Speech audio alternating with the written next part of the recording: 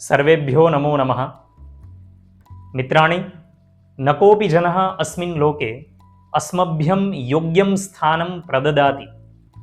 अस्माभिः स्वयमेव तत्स्थानं स्वस्य कृते निर्मातव्यं भवति। आगच्छन्तु अस्मिन् विषये हितोपदेशकारमतं जानीमः। नाभिषेको न संस्कारः सिंहस्य क्रियते वने विक्रमार्जितसत्त्वस्य स्वयमेव मृगेन्द्रता।